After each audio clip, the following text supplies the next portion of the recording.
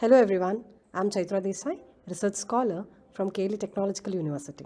I'm glad to present our work on rendering of synthetic underwater images towards restoration.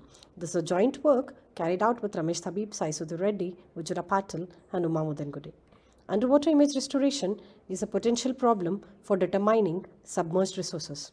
Researchers aspire to capture high-quality underwater images for inspection of marine archaeology, coral reefs, aquatic life, flora and fauna. Capturing high-quality images underwater is a challenging affair as underwater images suffer from low contrast, color cast and haze due to dynamically varying properties of the water. The light reaching the object from the surface is subjected to direct scattering and backscattering, resulting in degraded image.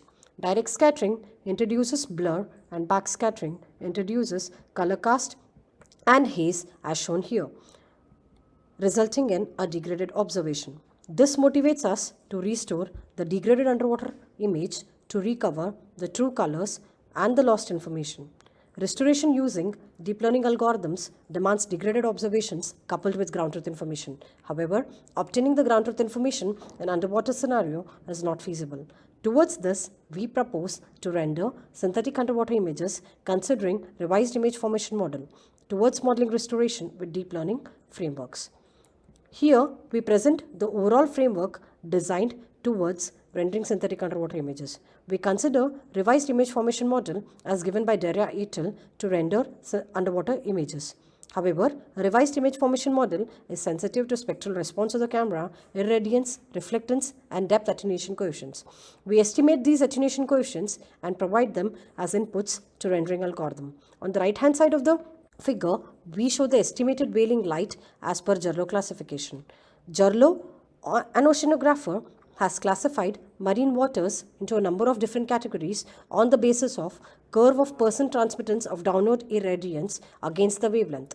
He recognized 5 basic types of ocean waters and 5 types of coastal waters in the order of decreasing transmittance. Along with attenuation coefficients, we provide revised image formation model, RGB image and depth information to the rendering algorithm. Rendered synthetic underwater images are shown in the bottom part of the figure. We show the rendered synthetic underwater images ranging from ocean bed to coastal bed. Here, O1 to O5 stands for ocean bed and C1 to C5 stands for coastal bed. We use these rendered underwater images to model conditional GAN in order to learn the mapping from degraded underwater image to its corresponding ground truth image for restoration. We trained conditional GAN using rendered synthetic underwater images and tested with UIBD dataset comprising of real underwater images. We have demonstrated the results of restoration on synthetic data here. We've proved the results of restoration with PSNR and SSIM reference-based quantitative metrics. First row shows the rendered synthetic underwater images and the second row shows the restoration results of our methodology. We demonstrate the results of restoration on UIBD dataset comprising of real underwater images. We compare the proposed methodology results with Chongili et al. And prove the results of our methodology outperforms in comparison with the state-of-the-art methods. We evaluate the performance of the proposed methodology using UCIQ, UIQM and CCF quantitative metrics as shown here. We show input images in column 1, restoration results of Chongili et al. In column 2 and the restoration results of the proposed methodology in column 3. To conclude, we have generated realistic underwater images.